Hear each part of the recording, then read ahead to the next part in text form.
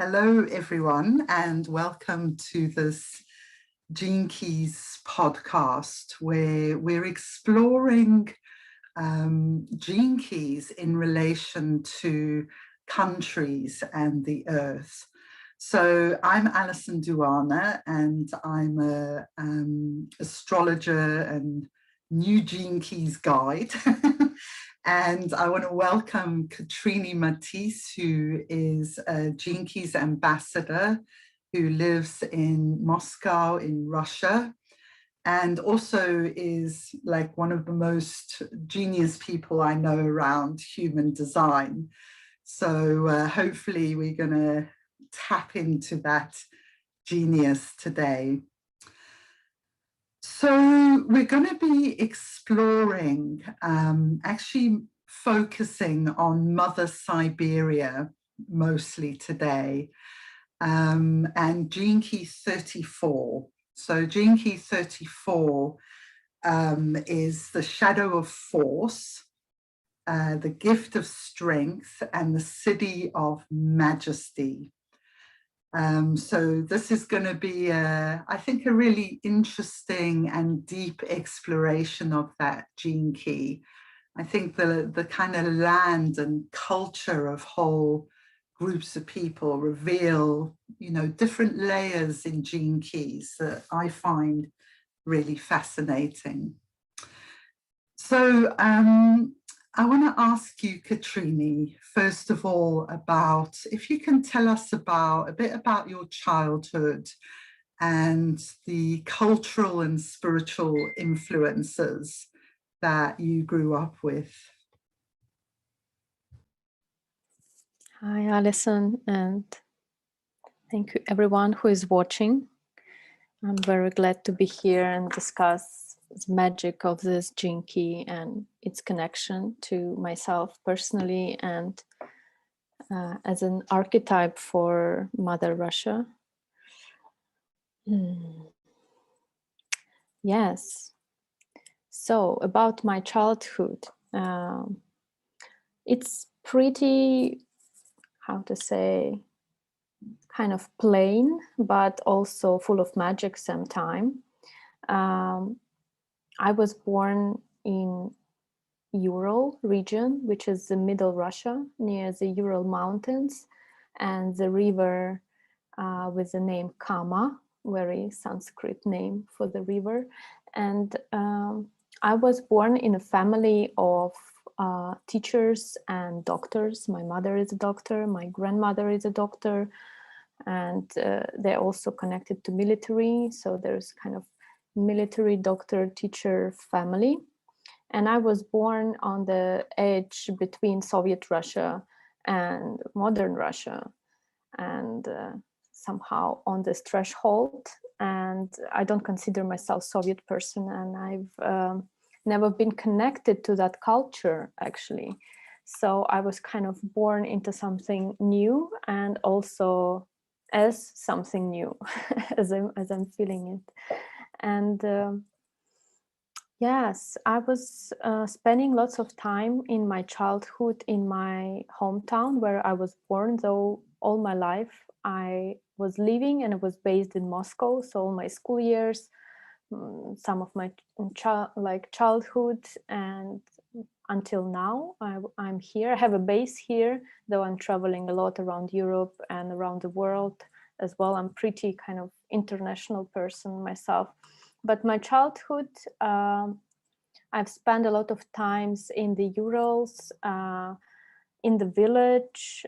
We had first the thing called dacha, which is kind of a Russian name for the summer house, pretty Soviet name for a cottage somewhere. And a bit further on, my grandparent and my grandparents, my grandma and my grandpa, they moved to the village where they also start to have not only garden but some animals and more of like planting food and herbs and flowers and so on and so forth. So I had pretty big family. I had 3 cousins, so I was surrounded by brothers, as we call them in Russia. And yeah, I was pretty happy spending my time with Russian nature a lot, and I really appreciate that I was not like a Moscow child, but have this kind of connection with something different, because Moscow is 22 million people. It's kind of a megapolis. It's a thing in itself. And I was also very glad having roots between Asia and between Europe part, and also between Siberia and between Europe. So I'm kind of on a threshold, not only in time, but also in space, in the environment. Yes. Shall I continue? Yeah, I get goosebumps when you say like, not, it's on the threshold, but like not only in time but in space, and kind of really feeling that. So yeah, so carry on, and I want to know about your influence of your grandmother, because she sounds important in all way that you think. She is, and I've had the call with her today, and she's still there. She's alive. She's around 86, but she's managing. She's very cheerful. She's very shining now. She's been through some operations, but her angel is pretty strong. Probably he also has 34 gene key, and I don't know, because my grandma has been through a lot of things, but she's shining and beautiful. Her name is Ida, which is also kind of not a common name, and we know this Ida, it's Jewish name, and it's though I have no Jewish in my family, mostly my family is Russians, and like from deep forests of Russia, around that territory, about Urals and Siberia, and about European part. I didn't do genetic thing, but I'm pretty sure I have from both sides the Russian roots. So her name is kind of out of the blue in a way, but I've started to think much later about that. For me, she was babushka, babushka, and yeah, she's a pretty special person. So I want to say there is Ida and Pingala. We know this word from this practices of two channels. Pingala on the right side, which is more fiery sun side, and Ida is this moon side, feminine side, which is on the left. And she has this very much has moon quality. I've never ever seen her angry. I've never ever seen her jealous. I've never ever seen her applying any kind of force to anyone. But she also has this very female strong axis. She's kind of was bringing and gathering family around herself, though she has no this matriarch part. She's very kind of, I don't know how to describe, because she has very special kind of aura and presence, which is more could be described through her main gene keys or incarnation cross. She is a vessel of love. So she's a 25. So she has this universal love quality of the 25, 46, 10, and 15. So she kind of emanates this field, but it's not personal. It kind of has this moon called thing to itself.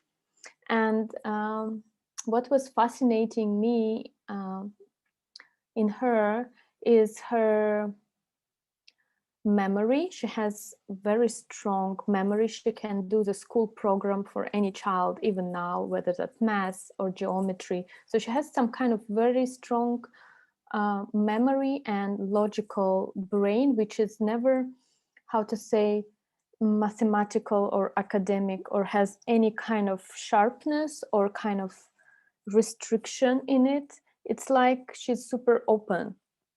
And she is also a person who reads a lot. She has a huge library. She's been reading all her life.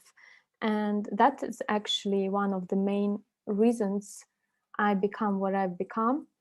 Because she was presenting me. I have them now here. I'm kind of moving from place to place with these books.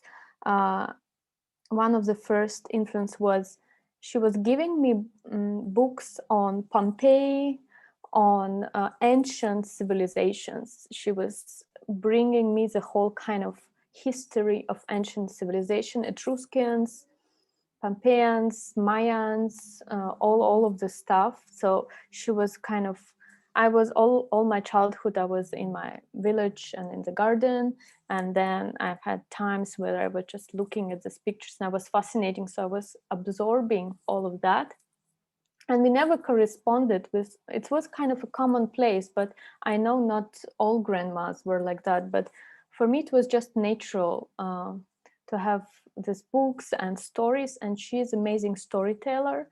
She has 1156 channel. So stories are just flowing, and it's not, how to say, it's not fairy tales, though in the childhood she was telling me Russian fairy tales, of course, reading them, but she was retelling me all her life and some of the ancestry and her experience during the Second World War, and like further on, and how they were living. So she was like, she is a storyteller of our family. She brings all of the history and all of the details. And all my childhood, I was like drinking after banya. After banya is a traditional, so my grandfather built big banya, and it was kind of our ritual. We were going to banya. It was a black one, where you do many things. You wash things, you wash yourself, you do cleaning procedures, you have a heat.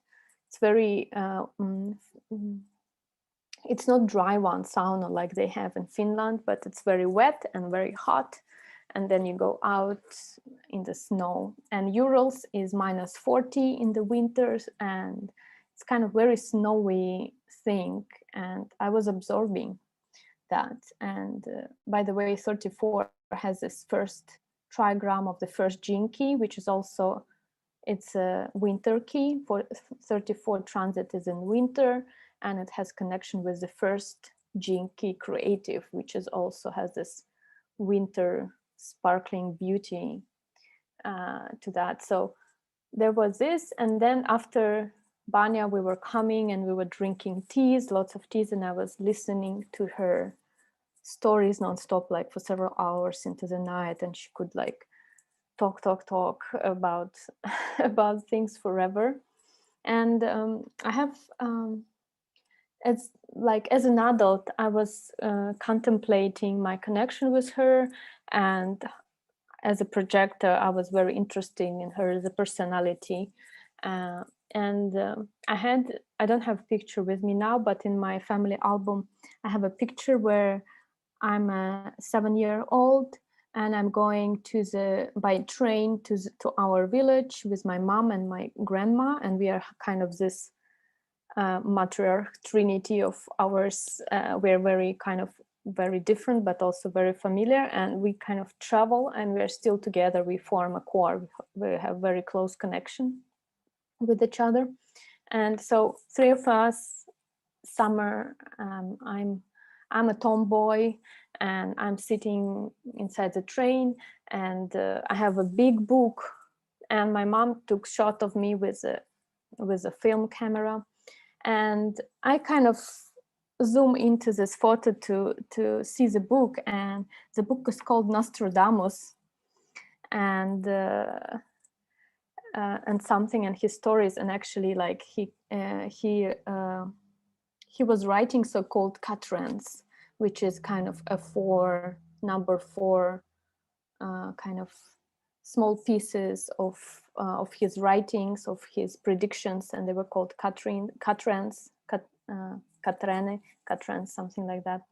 So my name now is kind of correlates with that. So this was the point, something hits, and she was not, how to say, kind of into the hippie culture, neither into Soviet culture, neither into any kind of religious. So this is what's fascinating within my family, that we don't belong to the kind of too strong homogenized paradigm. like my mom was brought during the Soviet time, but she was transformed pretty quickly. And when she was 24, she moved me and herself into Moscow without anything, and she kind of blossomed here. And yeah, and my grandma, she never kind of persuaded, or there was no frequency on Orthodox religion, neither some kind of political view thing, neither what was shown on TV, neither there was no academic kind of like when children is born into academic family or scientific family, there is also this force. So there was this very kind of mild, super open environment where I never felt I'm molded into something, but I was always supported and also always nourished with creativity, books, photography, which I then originally become an artist and photographer first in my 18th into fine art. And so there were all this kind of very mild, transparent environment with no particular framework, which is also kind of I'm integrating and rooting now, but also like a blossoming, like a 15 kind of style, which I have in my culture sphere in Gene Keys and which my grandma has. The skin, her activation. So there is this fluorescence kind of quality of expansion. And yeah, so maybe I need more questions to dig out something out of my receptive brain.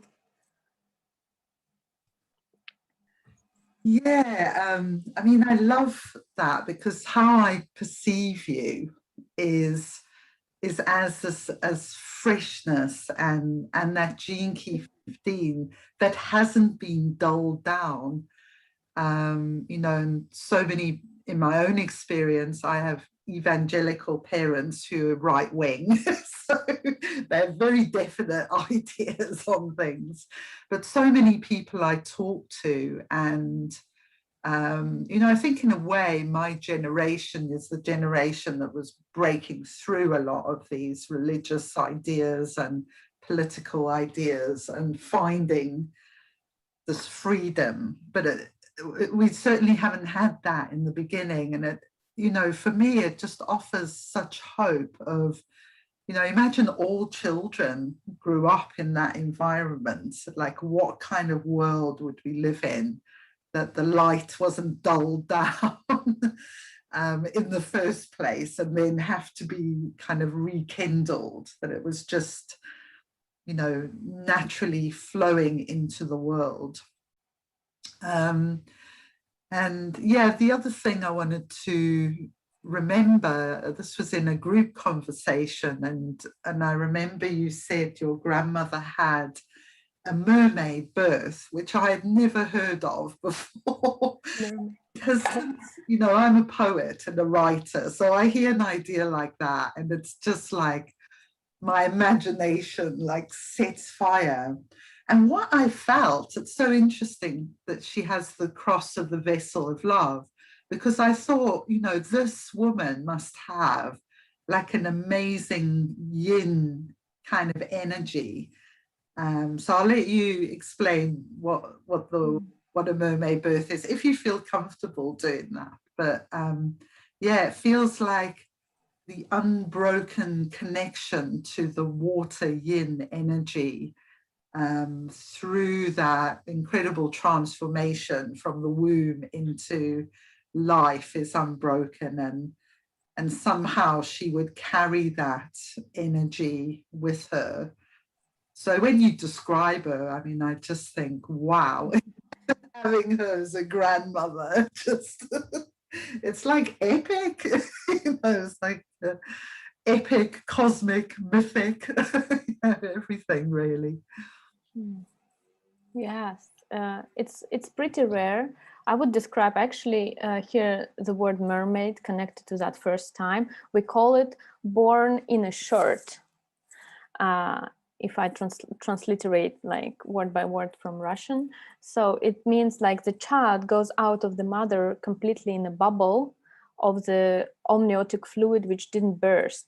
So kind of in an egg, I would say. So she was like a dakini, or was born in an egg. So she has the smooth quality of her amniotic fluids around her in her aura. That's how I feel. So she's one of three sisters born by her mother, Anna. Um, I try to remember. I think she was the smallest one, the youngest one. Yeah, I'm not completely sure, but she was the youngest one, and she was born this way. And that's considered that you're in Russia. It's considered, or kind of in pagan Russian, it's considered like you're protected, like you were born in a shirt, means that uh, nothing can harm you. It's like a shield. And that was a story that popped up also when I was investigating. I was doing body grafts for my relatives, and I was doing a tree of my ancestors, and I was kind of digging stories. And she, together with my grandfather, was born in these years, which in human design is considered special, is when there was like no programming, or one of the whatever there is an agents, so to say, between sun and earth, and one of it was incarnating during these times on earth. It's between 32 and something. I didn't check up the dates, but during this time, people who are born, they kind of have no, so to say, human programming. It's a very short period of time of 3 or 4 years. This is when also the Second World War was happening in this period, but that's why people were losing their humanity at some part, like becoming like all this Germany, and like Hitler Germany and Nazi Germany, and all like camps, and like whatever was happening, this force of brutal unhumanness. And also my grandma was born during that time, or she was like around something, and people who are born during that period of dates, they kind of have this alien, a bit cold spark in them. They're strange, and they're strange in a sense of like they are not, like you look at them and they're humans, but they're kind of not humans at the same time. And it's not like they're humanless, but they have, I would say, it can sound strong, but it's not bad. Like there is a different kind of compassion. There is more like a star quality to that. Like there is no this warm, compassionate quality. And when I've kind of heard this in one of the Raoul Hu lectures, and I've like checked the dates, and it's like appears like my grandma and my grandpa, they were born during this time, and I'm like, okay, this answers why they're so weird in a sense. Like they're living a human life, but also they have this strange kind of thing to them. Like they were not. It's a different kind of homogenization that was happening to them. And then my grandma told me the stories of this miracle birth, so that also add to that. So there is this different components, like the vessel of love, being born in an egg, having this name, and also being born at that time where there is like different kind of a weird compassion, and the warmth of human heart was a bit like programmed a bit differently. That gave me some hints of like, who is she? And I can't say I have like some kind of witchcraft or any kind of pagan thing. So I feel there is something different in that sense, because usually people are born and they're in Russia or Siberia, they have all this pagan or kind of storytelling or kind of witchcraft, but I never sensed that in my family. And I've tried to dig up, okay, what are my superpowers, from whom and it's very kind of a mild line of modesty in some kind of 15 gene key sense, and authenticity and grounding into universal love, which has no even glimpse of religious or glimpse of other things in it, but at the same time it kind of penetrates and goes into everything. So there is no taboos in the things, okay, Orthodox is not, this is not. So there is no yes and no in that sense. It's very open thing. And though my grandma is strange, as I consider her, I'm a strange child, and they are bringing me as a special child who is like not like everyone else in terms of the world that exists now. Like, I'm an artist. We don't have artists in our family in that sense, or like as I've said, they're medical workers. My grandma was working a lot in in hospital. My mom also is a medic, and I'm an artist. I'm the only girl, so I'm kind of also the special like spring that popped up in our tree. It's a long talk. I can talk, and we have so much to discuss actually about the 34. Oh my god. Well, let's start moving into I just want to do a little bit of a how we got to how I connected to the idea of what I wanted to talk to you about.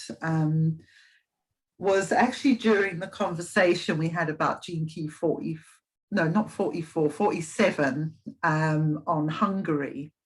And Vera and Katja were talking about how many of the Hungarian people actually came from the Russian steppes. And there's a very strong kind of shamanic element in that culture that still exists, even though, you know, they're in a very difficult situation in Hungary. And so there was this connection for me because myself and my partner, we do a lot of ley line exploration. And just over the border, I'm in Yorkshire, but in Lancashire, there's this beautiful place called the Forest of Bowland.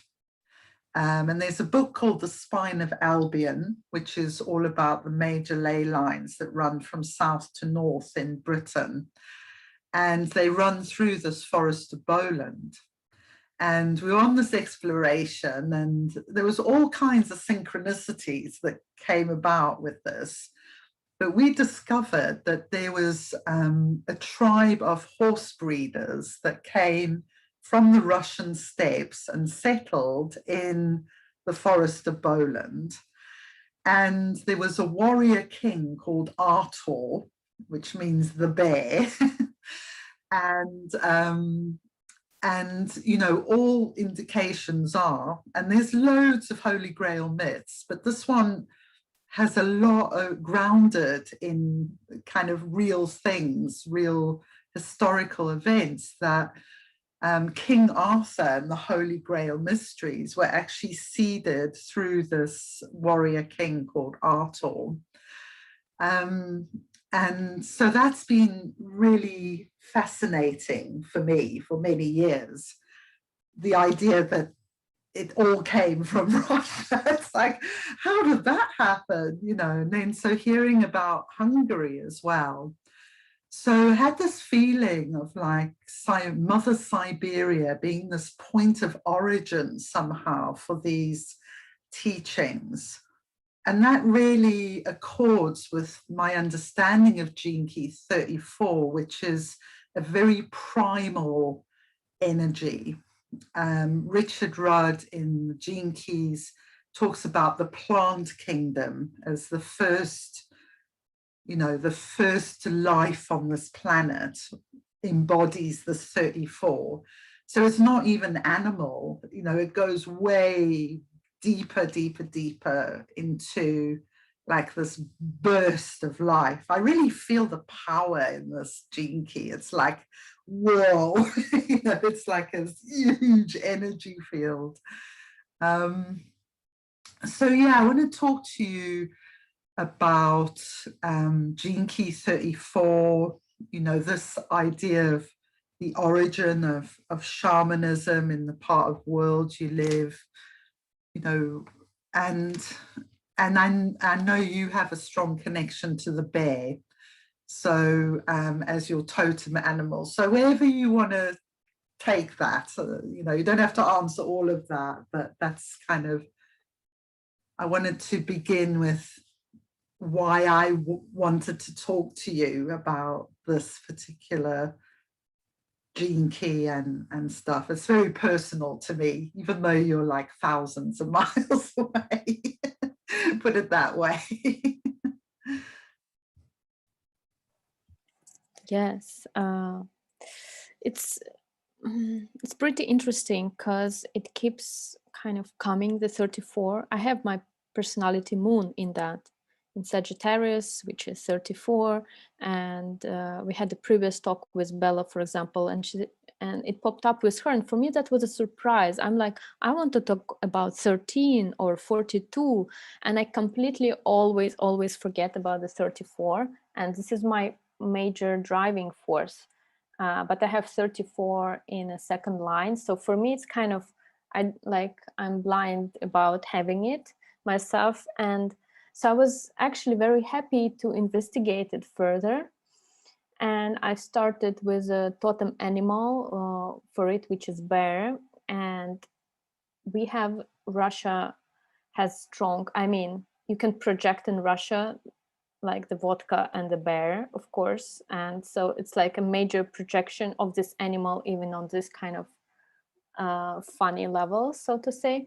But why it's actually so, it's not because Russians put it in a chain and have fun. It's of two major things, is Siberia and the Ural Mountains I've mentioned. So Siberia was conquered, as was conquered South and North America by colonization of this part of Russia, which kind of conquered Siberia and the many nationalities that were living there. And one of the regions in Siberia, and the main shamanic region, is Tuva, of course. People who want to experience real shamans, they go to Tuva. And there is a brotherhood there that is called Spirit of Bear, and there are 29 of strong shamans, though it's all fading away.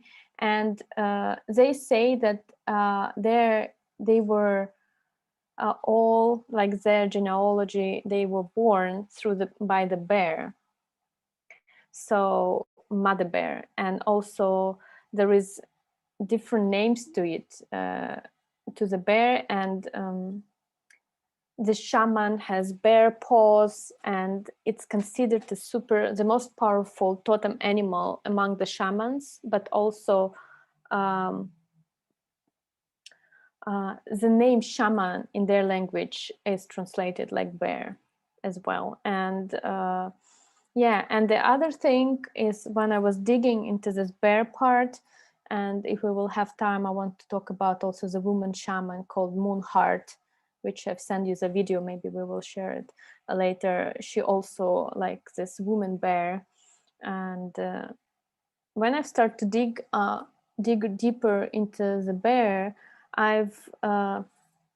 it appeared that actually the place where I was born, Ural Mountains, it's like the bear, though it's kind of a completely different territory. It's kind of really far, and it's not far, but in European terms, in Russian terms, but in European, it's far regions. They're very different. So I found out bear as an animal totem and different figures in the city I was born in, the Ural Mountains. So there it was also kind of seeded. And I've started to dig up into the Ural and into its mythology and totem animals. And I found out that Uralic languages, which is a certain language family that also kind of spread in Siberia and stayed there, they also were giving birth to Hungarian and Finns populations, so which also have regions in the ancient Ural Mountains region. And that's why Finns and Hungarians they don't know where the language appeared, because it's so different. It kind of doesn't belong to anywhere. So the seed of this also nations, and some nations that are still live there, like Finnic, Mari, Hungarian, and like Proto-Uralic and Finno-Ugrs, which kind of mixing with now Russians who live in that region where I was born and which is considered Russian. So there is a spreading of shamanism that also belongs to this region of the Ural Mountains and is also connected to bear. And it was kind of spreading, maybe even some parts in Siberia and Hungary and Finns, especially through the storytelling and through fairy tales and through shamanic rituals here and there. So there was this kind of, I mean, Siberia is a mother Siberia, it's a seeding culture. Maybe it's like, it's super ancient, but Ural Mountains, they're not so popular as Siberia, and they're very mysterious. And they're very kind of, there were many accidents happening in the Ural Mountains, which couldn't be described. Like it's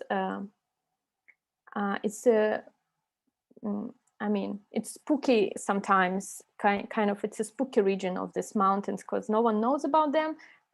Most Europeans, they know about Siberia and like Lake Baikal, for example, or like Moscow. But this region right in the middle, it's super mysterious, those mountains. They're not big, so they're very more ancient. They're kind of small mountains. But they're very long. They're kind of across Russia. So this was a surprise because I was living in Hungary for some time as well. And now it like came up that the language and shamanism, Siberian Russian shamanism, which is kind of there is no such thing as Russian shamanism, but kind of modern understanding of it. It all comes through this Proto-Uralic, the region I was born and belong, and which I just start to kind of investigate. So Uralic languages. And yeah. Can I ask you something on the language, because I'm very interested in these sort of languages that don't appear to be connected with other languages.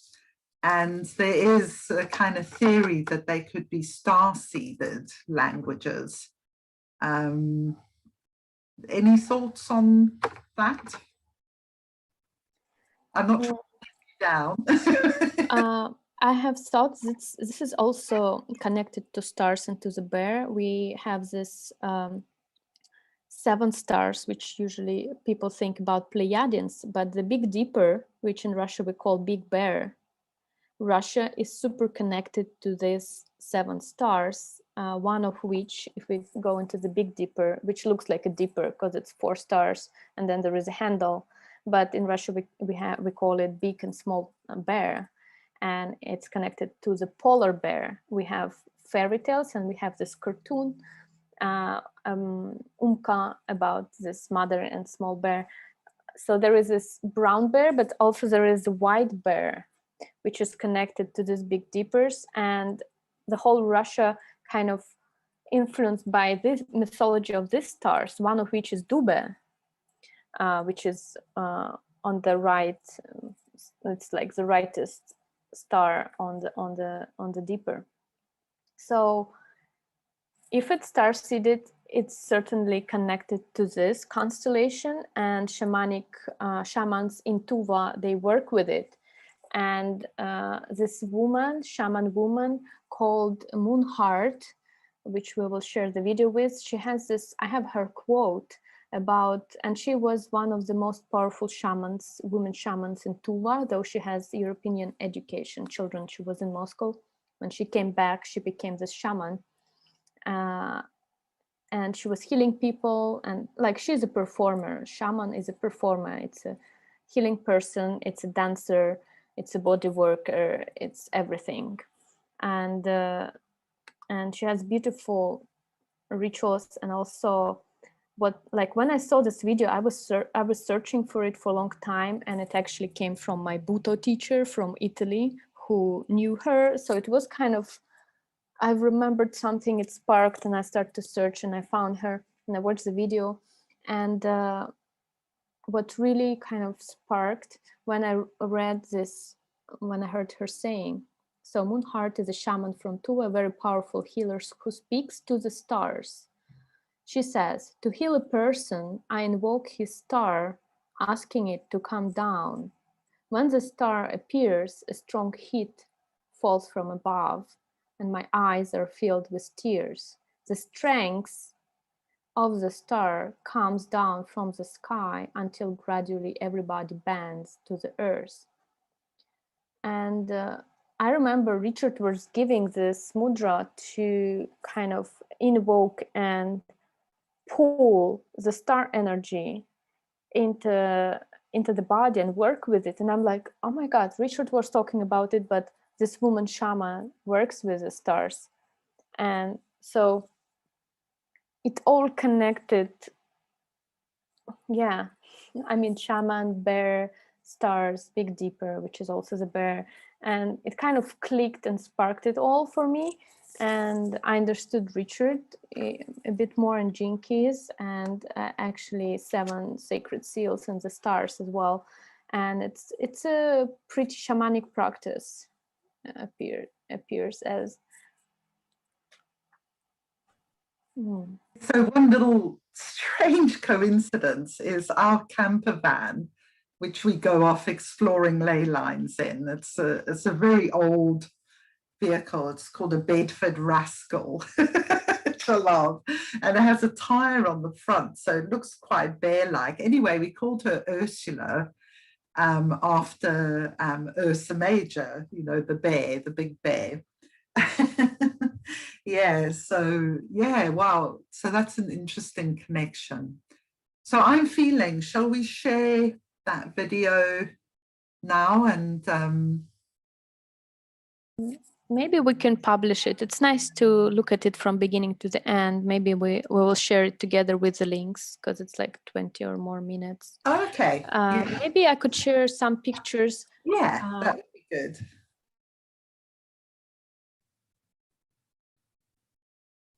She sounds a really amazing healer. And yeah. You will watch it. It's simplicity and heart that's like astonishing to see. Yeah, it sounds like it's going to be very healing to watch it. A bit of a soul retrieval. So when we agreed to have a meeting, I was in Siberia and I was in Novosibirsk, and there is a Roric museum there of this mystic and painter and traveler. I guess you know him. He's very famous with his, I have a picture of his mother of the world, very 7 sacred seal imagery. So anyway, I went to his museum and I was contemplating what we need to share, and our meeting didn't happen and it kind of stayed. And I went to the museum and then I see the bears. And so we have this shamanism part, but we also have this Orthodox Christian part, which is also very individual, about saints. I wanted to say saints culture, but there is monks who do not belong to community, but they live by themselves. And so this is a monk, and we can see the bear is helping him somewhere in Siberia. So there is this, and it actually exists. There are some men who have deep connection with bears and they live together. There are some people like that still, loners who have strong connection with the bear, and bear is one of the natural, authentic animals that live in the forests of Russia. And here we could see, oops, the picture is not super big.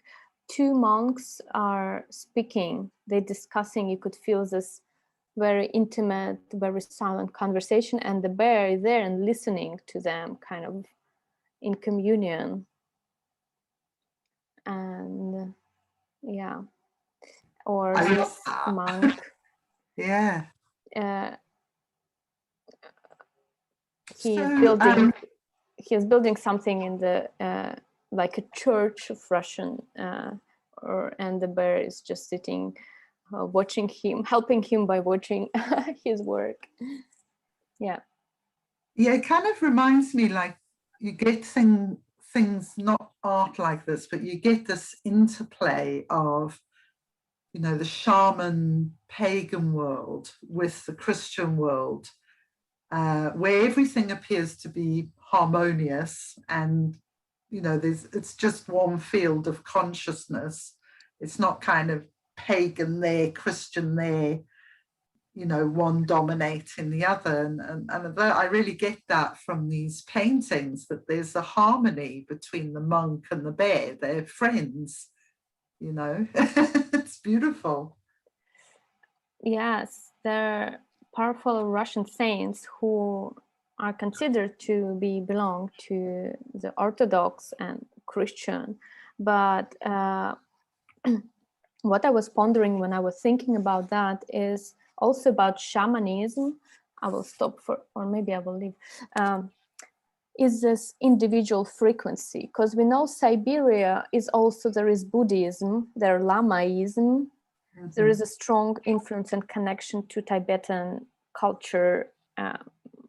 Maybe it's also had roots somewhere in Siberia, because Burn or Buddhist culture has this colors and also shamanistic costumes, which pretty much look like ones in Tuva, for example. So it's a very big difference between Buddhism,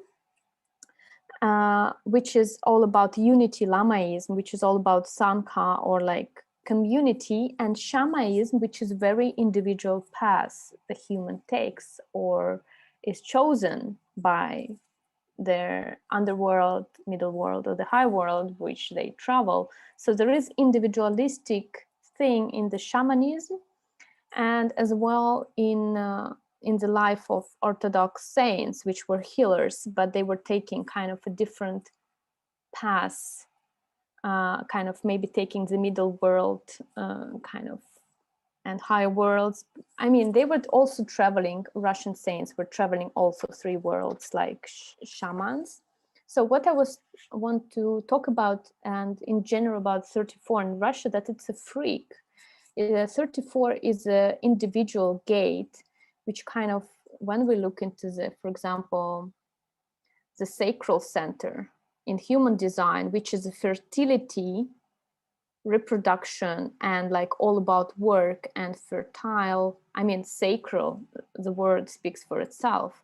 So when we look, it's very symmetrical. Here we have gates going here, here, here, and then 34 sticks out. It's a freak. It's very powerful. It's about fertility, as you said. It's about this erect spine.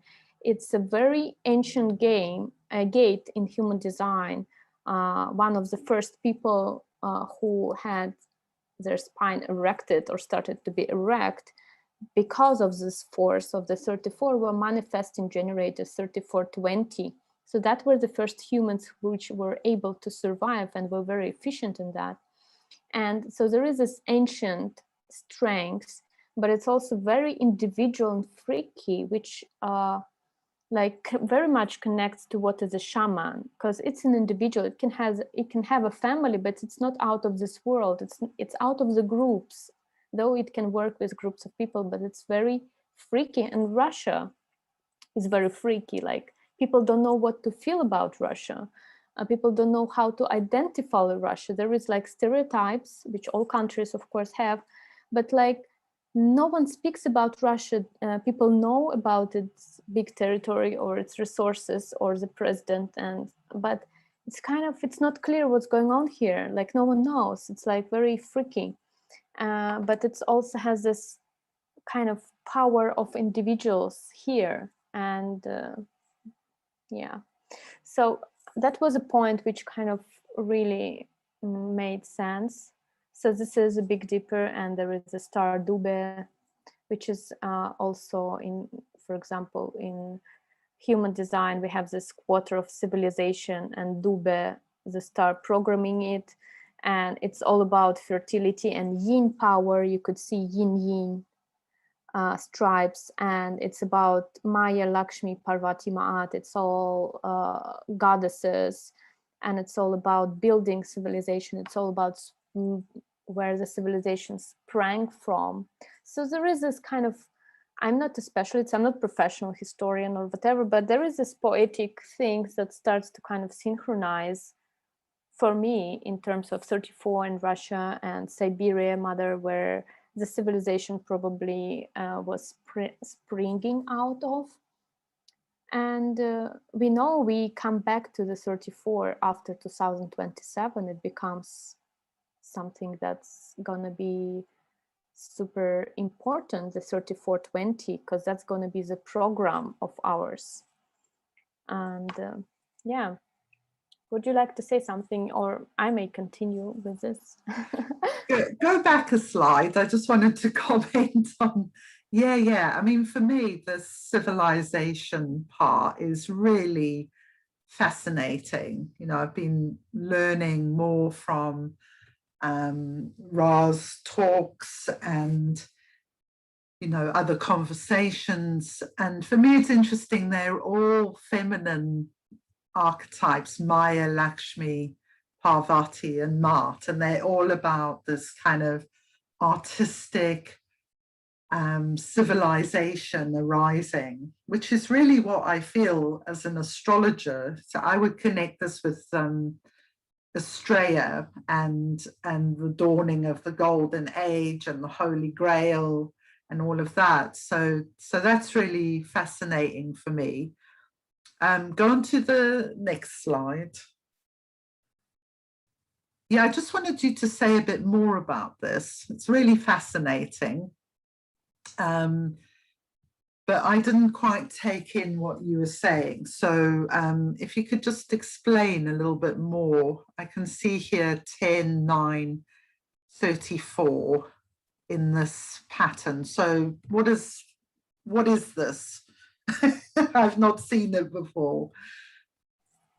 I would try to explain, because we could see the wheel, and we could see that the wheel is divided. By the way, it's a vessel of love. It's divided by the vessel of love. In Jinki terms, it's 10, 15, 25, so 46, wow. Which is, of course, solstices, and like we have winter and summer solstice, and we have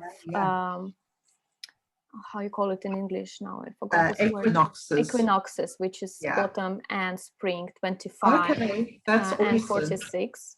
So this is a major point of the vessel of love, which kind of they are connected to the program and what's happening. So, and we have keys which are a cross of the Sphinx, which divide this period into half, which is all about direction, and they start the whole quarters. They start the theme of the quarter. For example, second Jinki, which is a yin, the most yin key or gate you can find, it's all yin lines. It starts the quarter of civilization, so it programs it.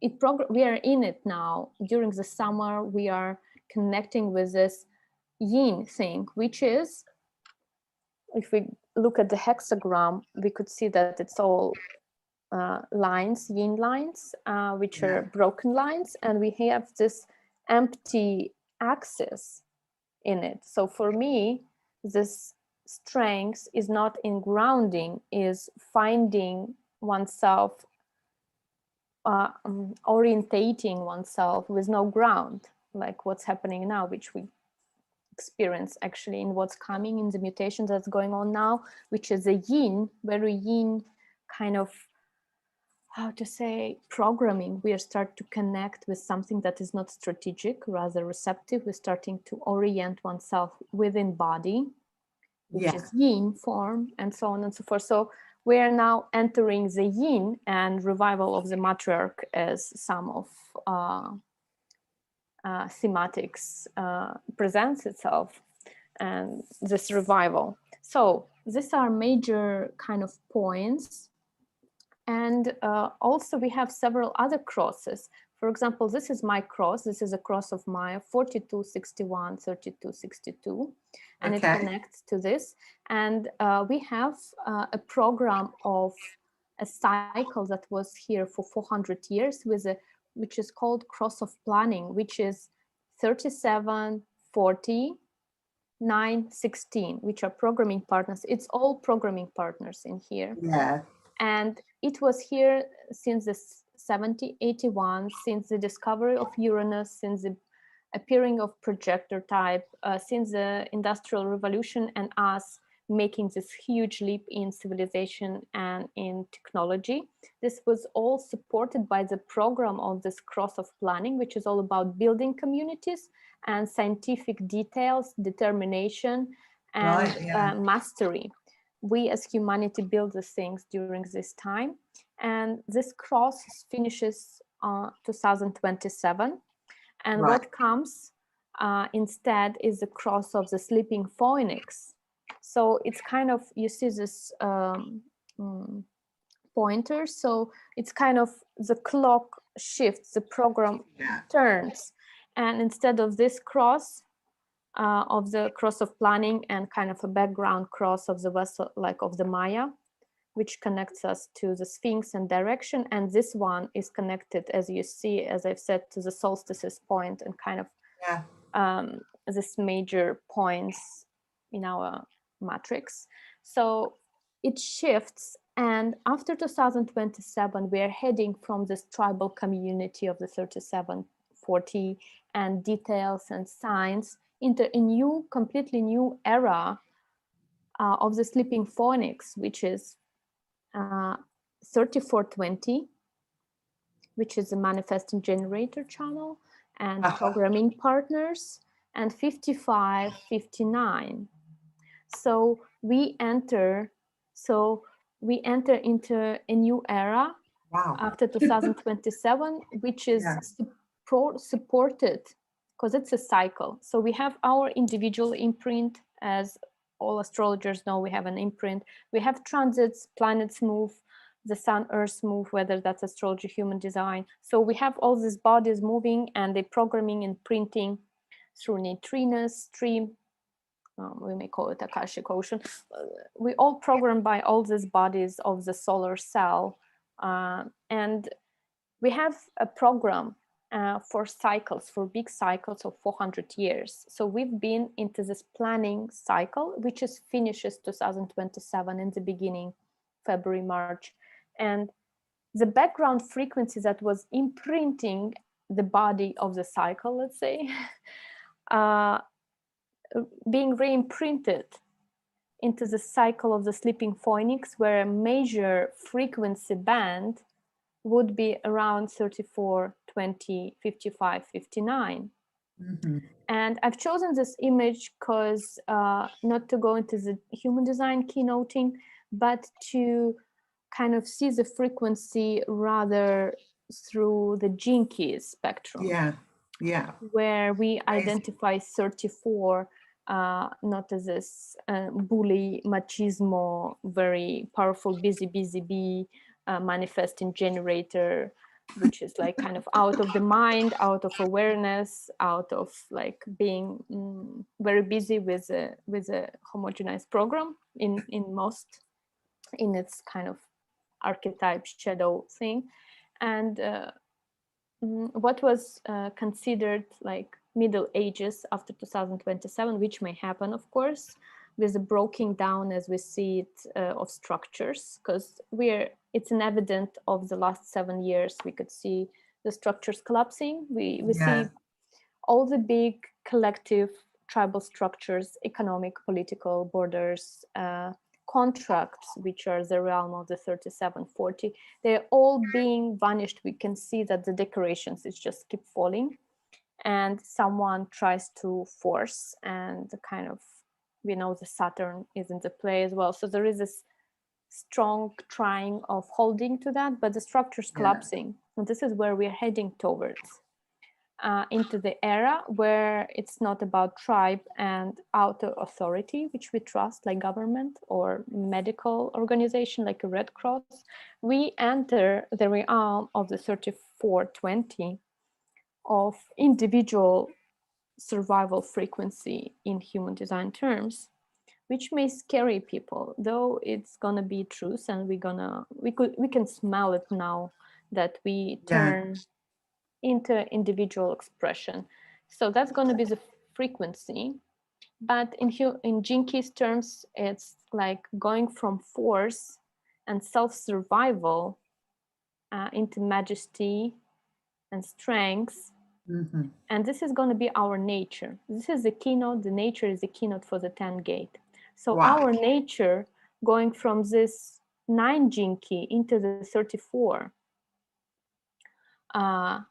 our nature gonna change into this kind of, into this frequency of strengths, individual ability to stand with one's own axis, and our pattern, which is a keynote for the 15 Jinki, gonna be from 16, which is skills. Now it's all based on skills, what you can do, what are your skills, how you like earn money, what are your like skills to do that, into 20, into presence or superficiality and self-assurance. So that's really awesome, like roadmap, isn't it, of this next 6 years as we kind of channel towards this inevitable transformation.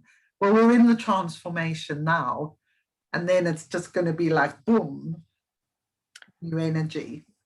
Yeah, it's going to be boom, boom, boom further on towards 2027. Then there's going to be a big bada boom. And because we also have in the play. I'm laughing.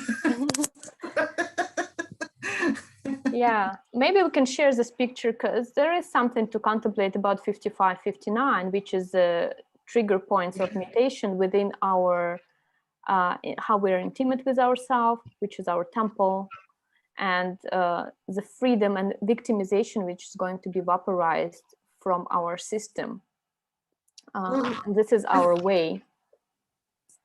I feel like we could have a whole other conversation on this. I would love to, yeah. And because also like this, like 55, 59 are my nodes, and the 30 and 40 are my design nodes.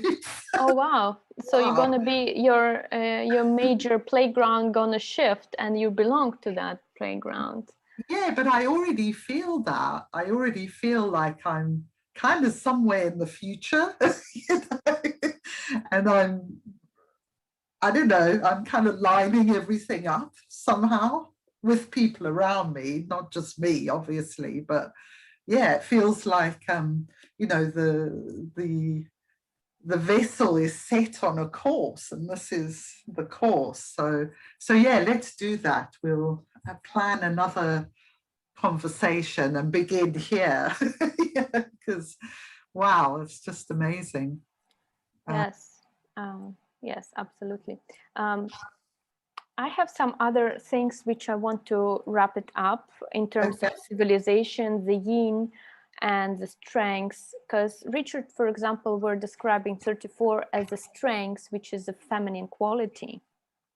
And what I've said, I've added to that it's a very individual key. Yeah. And if we connect it to the shamanism, the first shaman are considered women. Yeah. Were women. And this is not the best shaman picture of Eskimos somewhere. It's like, Wow. it just stayed on my phone, so I'm sharing it now. But what I wanted to say, that not only the first woman was called bear, and bear and shaman is one thing, and the woman was the bear and was a shaman. It's so like obvious, and it just hit me that shaman is in a dress, and shaman divides his hair, and he has these two breedings like a woman. So Yeah. men shamans, they imitate women, they do this hairs like this, which is also North American style, which probably migrated from Siberia through Alaska, because they have similar dresses. They have a long dress like women, and they also do iron circles which imitate breasts. They Wow. wear iron circles. If we look at some shamans from Tuva and their dresses, they have these round circles. They have hairs. How you call it? They do the breed, like, I want to say breeding. So their hairstyle, braiding, yeah. And sometimes when shaman has no costume, he takes it from women and do the kamla, which is like kamlat is this ritual and things. So shamans were women, though it was also bogged down by during the communist and during some ethnographers, which consider that women shaman are not so powerful as men shamans. Their origin is still is mother bear, which all shamans agree, and the dresses is female dresses of the shaman, though men are obvious on their paths, but they're all kind of have this yin story. They're all surrendered, they're initiated by death, so they can travel. So shaman is an individual yin path, and that's interesting how it's united in the shaman both genders. And also in my investigation, what was fascinating, and which I personally feel very much, because I have moon in 34, and 34, as you said, it's about spine and erection. So it's neither man or woman, it's about strength of this verticality around which the form kind of surrenders, the yin form. And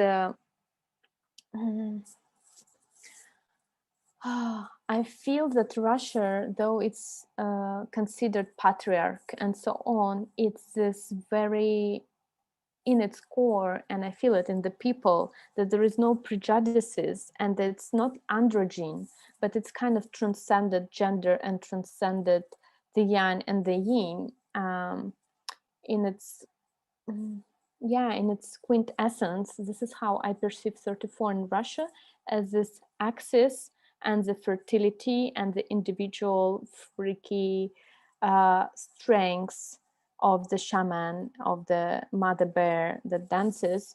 So for me, that kind of struck me, because I really kind of, as a 42 and 34, like I could see that the power and strength is not about gender. It's kind of something completely different. It like sticks out of any fertility roles. It stands out of any kind of power, like the format channels that kind of initiate the root thing into the whole circuitry. It's kind of out of making a pattern or about strengths as gold and resources, and it's not about the body. It's something completely different, and this is what makes it mystical. Like everyone who reads or thinks about 34 is like, it's brutal, it's man, it's like patriarch, it's like erected penis or erected spine, and it has this force, but also it's a seed and a plant that grows, but also it's kind of doesn't belong anywhere, it's mutative, and this is what's coming. And I don't know if I was able to describe it through words, but I kind of, for me, it like became so obvious, this non-obvious perception of the 34 as shamanical, as mystical. And this is also, which is part of Russian archetype of the mystical Russian soul, and so on. And like the merging of many things and equality and majestic presence of the individual. And this is what I think what's coming in the Russian territory, according to some of the predictions. And this is what 34 is pointing us towards. And I kind of finished. If you want to round up, I just want to show some bear pictures from the Ural region, which was digged out. And Urals are super ancient. It's like very strong in nature. It's kind of stones and trees. They're kind of, it's a brutal nature in Urals, but it's also this kind of brutal feminine, like a bear. I don't have pictures now, but maybe I will post together with this video some of the nature there. But I like, it's funny. This is my hometown kind of bear. It's very ancient, and this is like yeah, a symbol and a very ancient depiction of bear from the Urals. I find this funny picture because it's like Ursa Major, but it looks like one of our ancestors, you know, from the animal tree. And I just find it in the Google, and it's not only deeper, but it's like has this more stars to it. And yeah. Yeah, okay, so let's you know, it feels easier to end knowing we can have another conversation. So yeah, thanks everyone who watches this, and really hope you have been inspired by it. I know I have, definitely, and feels like we've covered like a mythic amount of ground there. Yeah, we thought we might do it in an hour. That was just ridiculous. Yeah. So thanks so much, Katreni. And the links will be posted to Katreni's website and her contact details if you want to get in touch with her and find out more about her work. As you can see, she speaks brilliant English. So anyone in the world who speaks English, you can get a reading with her. And I wanted to finish actually just on in the book, the Gene Keys book, talking about Majesty. Richard Rudd finishes with the words of the great sage Lao Tzu, and he says this: the very softest thing of all can ride like a galloping horse through the hardest of things, like water penetrating rock, and so the invisible enters in.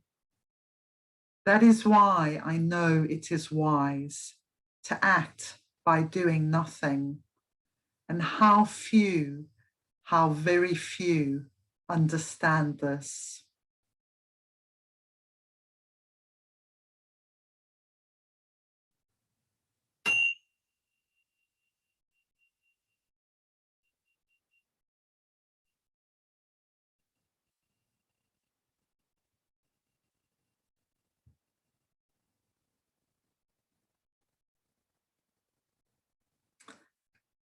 So bye everyone. Take care. Namaste. Bye. Thank you.